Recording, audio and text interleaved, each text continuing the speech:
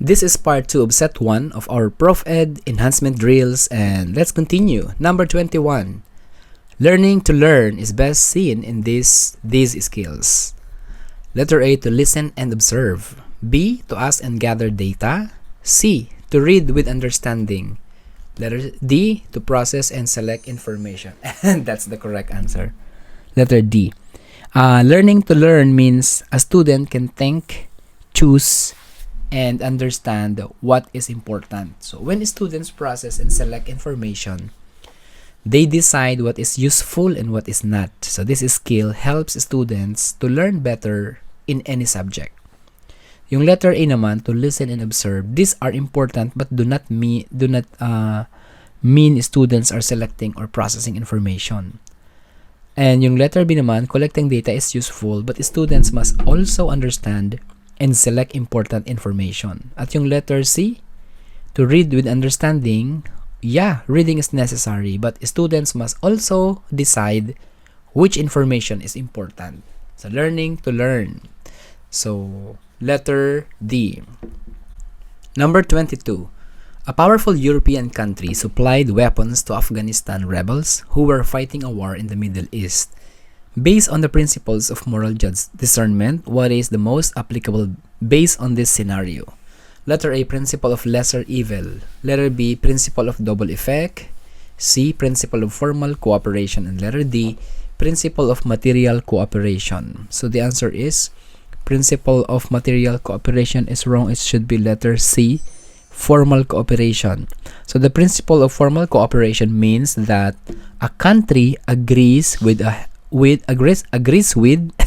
and helps another group to do something. So in this case, the European country supports the rebels and gives them the weapons they need. So this means they are fully involved in the war and they share responsibility for what happens. May pananagutan din sila. Yung letter A, principle of lesser evil. So this principle is about choosing the smaller problem when both choices are bad. So, but in this case, the country actively helps in the war rather than just choosing between two bad options. So, halimbawa ng lesser evil sa eleksyon, ang mga kandidato pare-parehong mga may record halimbawa ng corruption, 'di ba, sa Pinas. So, we are forced to choose and vote for the lesser evil. So, mapili ka na lang kung alin yung lesser evil doon. So, that's an example of principle of lesser evil sa election. Yung letter B naman, principle of double effect. This applies when an action has one good and one bad effect. So, here, the country's action directly supports war. So, it is not just the side effect. At yung letter D, principle of material cooperation means that this means giving some help but not fully agreeing, So in this case, the European country fully support the rebels, which makes the answer formal cooperation instead of material cooperation. So number 22 ay letter C. Number 23, the development of sound judgment, commitment to truth, and the strengthening of the moral fabric of society all belong to this major goal of Philippine education. Autonomy, enculturation, self-actualization, ethical character. So the answer should be letter D, ethical character. So Philippine education teaches students to be honest, fair, and good citizens. Ang school ay tumutulong sa mga estudyante to make good choice and to respect others. Yung autonomy, this means making decisions, but education also teaches values. Yung letter B naman, enculturation, this is about culture, but the question is about moral values. At yung letter C, self-actualization, means reaching full potential, but the focus is on ethics in this item. So number 23 ay letter D. Number 24, what educational philosophy should a teacher emphasize if he wants his students to develop self-responsibility and accountability? Essentialist, utilitarianist, existentialist, constructivist. So what's your answer, teacher? Go ahead, guess it. Yep, the answer is letter A, essentialist is wrong. It should be letter C. Existentialism teaches that students must take responsibility for their actions and choices. Pinili nila yun so panindigan nila, panagutan nila kung may bad consequences. So it helps them become accountable for their learning. Yung letter A focuses on subject knowledge, not personal responsibility. Yung utilitarianist naman focuses on the usefulness of learning, not personal responsibility. At yung constructivist focuses on building knowledge but not on personal accountability. So 24, letter C. Number 25. Among active participation of school officials and teachers in the community, which of the following is not appropriate due to prevailing religious sentiments? A. Literacy assistance for out-of-school children and youth. B. Promoting contraceptives for Planned Parenthood. C. Household campaign for healthful practice. And letter D. Introducing cooperative thrift practice. So the answer here is because of the religious sentiments, yan ang hindi natin hindi appropriate, yung letter B. The Philippines is a Catholic country, Christian country, predominantly Christian, so and many people do not agree with promoting contraceptives because of religious beliefs. So, mas tinuturo natin ang natural family planning compared sa unnatural family planning. Yung mga unnatural family planning, paggamit ng condom, ng pills, etc., IUD, etc. So, yung natural family planning is more on like, if you've heard of Billings ovulation method, etc. So, you can search that. Yung letter B, literacy assistance for out-of-school youth, helping children read and write is always good. At yung letter C naman is okay because teaching health habits is good for the community. At yung letter D, teaching saving and financial skills ay malaking tulong. It's very helpful. So, 25, letter B. Number 26, Transparency International, a global corruption watchdog, rates the Philippines as one of the most corrupt nations in Asia. Letter A, values education. B, infrastructure modernization. C, cultural preservation program. D, socio-economic development. So, your answer should be socio-economic development. That's wrong. It should be letter A. Letter A, values education. Kasi, teaching good values in school can help fight corruption. Schools teach students about honesty, responsibility, and fairness. So, sa future generation, malaking tulong yung pagbabago kasi dapat masimulan sa school. Kasi ngayon, parang wala ng pag-asa yung mga nasa positions to change. Kinain na ng kultura ng corruption. Yung letter B, infrastructure modernization, well, building roads and buildings do not stop corruption. Yung minsan yung pinanggagalingan. Yung letter C, kadalasan. Letter C naman, protecting culture is important but it does not fight corruption. At yung letter D, economic growth is important but corruption must be fixed first. So number 26, letter A. 27. The learning episode includes documentation that is complete, clear, and well organized. Letter A, portfolio, reflections, insight, assignments submitted before deadline, analysis of learning episodes. Ang sagot dito ay portfolio. Ang portfolio is a collection of students' work that shows learning and progress. Yung letter B, reflections or insights, this is about personal thoughts, not organized documentation. Yung letter C naman, submitting work on time is good, but it does not mean complete documentation. At yung letter D, this is about understanding learning, not organizing work. So number 27, letter A.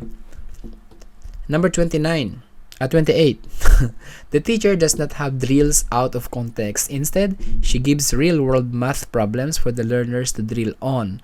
This act of teacher is rooted from which principle of learning? A. Effective learning begins with setting of clear expectations, learning of outcomes.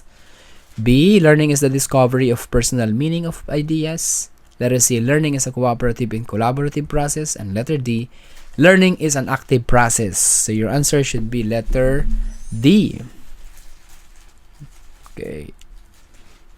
Learning is an active process. Well, students learn better when they use real world situations. Math, favorite subject niya yan. Math should connect to daily life to make learning meaningful. Yung letter A is setting expectations. This is important, but it does not relate to real-world practice. Yung letter B naman, personal meaning of ideas. Siguro ito yung sinagot mo. This is a good distractor. This is about deep thinking, but the question is about practice. Personal meaning of ideas. It has something to do with reflections and thinking. Yung letter C, this is about group work, not real-world application. So, number 28 ay letter D. Number 29, which of the following can help the school to follow standards of the Total Quality School Model? Mga QMS, Quality Management System. Letter A, clientele focus. B, empowerment. C, involvement of the community. And letter D, continuous improvement. Kaizen, continuous improvement. 1% better every day. So the answer is letter D. So letter D, in continuous improvement. Schools should always improve their teaching, hindi lang yung kanilang pagtuturo, pati materials and management to give students better education, quality education. Yung letter A, clientele focus, this is about students' needs, but the focus should be on the improvement and improving everything. Yung empowerment naman, it's giving power to people. Well, giving power to people is good, but schools also need improvement. At yung letter C, well, this helps, but schools must continuously improve to help high standards. So, yan yung purpose ng quality management system, yung QMS, continuous improvement. Makikita yung mga compliance at non-compliance. So, 29 ay letter D. Number 30, in order to achieve a meaningful teaching and learning process, it is best to link and relate the lesson to the life of the student by integrating a relevant value in the lesson. Which among the following agrees to the principles? Letter A, write smart lesson objectives. B, begin with a goal or objective in mind. Letter C, share lesson objectives or outcomes with students. And letter D, lesson objectives or outcomes integrated with 2 or 3 domains, cognitive skills and affective learning. Your answer should be letter number 30 ay letter D. Ang sagot dyan. So, good lessons should connect knowledge, skills, and values to make learning meaningful and complete. Kaya nga pag gumagawa tayo ng lesson, plano laging CAP, diba? Cognitive, affective, and psychomotor. Laging connected yung tatlo. Or at least ma-integrate dun sa tatlo. Yung letter A, this is helpful but it does not focus on values. Yung letter B naman, setting goals. At yung letter C, shared lesson. So, yung B and C, telling students the goal is good but values must be part of learning. So, number 30 ay letter D. Number 31, teacher Ricky asks students to break down, critical examine, interpret, and investigate a concept or problem. This demonstrates what kind of learning? Application, synthesis, analysis, evaluation. Your answer should be letter C. Number 31, letter C. When students break down, interpret, and investigate a concept, they are using analysis. So this is part of Bloom's taxonomy, which describes different levels of thinking. Yung K kaase in Ruwa Aek, if you study that in Prof Ed. Yung the different levels of kind of thinking from lower to higher order thinking skills kay Bloom. So you can check that sa Google. Yung application is about using knowledge in real situations. Yung synthesis is about creating something new. At yung evaluation is about making judgments or decisions. Okay, number 31 ay letter C. 32, among the different types of knowledge is achieved through computer literacy and the knowledge of technology, which is most appropriate to be used in teaching. Letter A, content knowledge. B, method knowledge. C, technological knowledge. And letter D, pedagogical knowledge. Your answer should be letter C. Technological knowledge. This is knowledge about technology and how to use it in teaching. So, teachers must be computer literate to use digital tools in education. Kailangan natin to lalo na ngayon. No? Baka, siyempre, kadalasan, mas may mahusay pa yung mga estudyante kaysa sa teacher. Well, ang content knowledge, letter A, is about the subject being taught. Yung method knowledge naman is about teaching methods. At yung pedagogical knowledge naman is about how students learn. So, yung pedagogical skills ng teacher. Being able to deliver the content to the students. So there, in that case, mayroong transfer of learning. Number 32, letter C. Number 33, the following are major needs for the curriculum with learning outcomes, except for letter A, assessment to determine realization of outcomes, teaching learning activities based on content, clear establishment of learning outcomes, and letter D, procurement of cost-effective resources. Ang sagot ay letter D. That's the exception. Kasi procurement of cost-effective resources, so learning outcomes focus on student learning, not just resources. So, yung letter A, assessment, and then teaching learning activities, letter B, and clear outcomes sa letter C, so are important for curriculum development, except sa letter D. Number 34, a bulletin board display has many colors and arrangement that catches and holds interest. What criteria is being exemplified in this situation?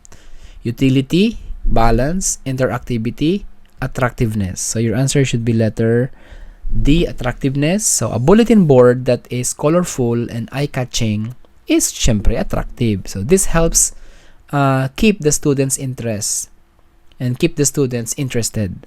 So yung utility is about usefulness, yung balance naman is about visual stability, and yung interactivity means students can engage with the board kung ano yung content niya. So, number 34, letter D. Number 35, among the activities below, which activity demonstrates collaborative learning? A, student group take drills. B, student group a field trip. C, group project concept and application. Letter D, teacher tutorial on student groups. So, number 35, the answer is letter C, group project concept and application. So, collaborative learning happens when students work together on a project. So, yung drills and field trips are more individual. Yung teacher tutorials naman are teacher-led, not student collaboration. So, 35, letter C. Number 36. As a classroom manager, teacher Andres required each of his students to stand and give their seat work individually to him before the bell rings for dismissal. What component of classroom management did he establish? A, code. B, rule. C, routine. Letter D, norm. So your answer should be letter C, routine. So, ang routine is a regular procedure in the classroom. Nakasanayan na ng mga bata, like how students submit seat work before dismissal. Yung code, rules, and norms are more about behavior and expectations. So, number 36 ay letter C.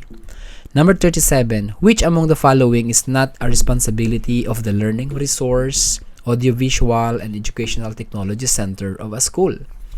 Letter A, accomplish students' technology project for them. B, work with teachers in producing instructional materials. C, conduct training for teachers on the use of technology tools. And letter D, make available technology equipment for use of students and teachers. So, number 37 should be letter A, accomplish students' technology project for them. So, the Learning Resource Center helps the students, but it does not do the work for the students, lalo na yung homework at projects. So, the center works with teachers, trains them, and provides technology for education. So, number 37 ay A. Number 38, this knowledge includes the principles and strategies of teaching, such as formulating objectives, designing activities, and assessing learning outcomes. A, content knowledge. B, method knowledge. C, pedagogical knowledge. And D, teaching knowledge. So, number 38 is pedagogical knowledge. So, this knowledge includes teaching strategies, objectives, activities, and assessments. So, yung content knowledge is about subject matter, as we mentioned earlier. Yung method knowledge is about techniques, at yung teaching knowledge is in general. It's a general term, but not the best choice here. So, number 38 ay letter C. Number 39, what questioning technique is used by teacher Ariel when he asks the learners a series of questions that serves to explore, look into, and inquire? A. Probe, B. Repeat, C. Rephrase, and D. Redirect. So your answer should be letter A. Is that your answer? Probe. So probing questions encourages deeper thinking and exploration. Mas nag-iisip at nagsisiyasat ang estudyante. So yung repeat means saying the same question again and again and again. Yung rephrase naman means changing the word. At yung letter D, redirect, means asking another students. So number 39 ay letter A. Number 40, which among the criteria below is achieved by a bulletin board display whose objects and designs are well arranged in order to show stability, balance, unity, attractiveness, interactivity? So the answer should be letter A, balance. Balance means objects are arranged well so that the board looks stable. So it's not unity. Yung letter A, unity, is about everything looking connected. Yung attractiveness naman is about catching attention, at yung interactivity means students can engage with the board. So number 40 ay letter A. And that's part 2 of set 1 of our Prof Ed enhancement drills. Let's continue in the next video.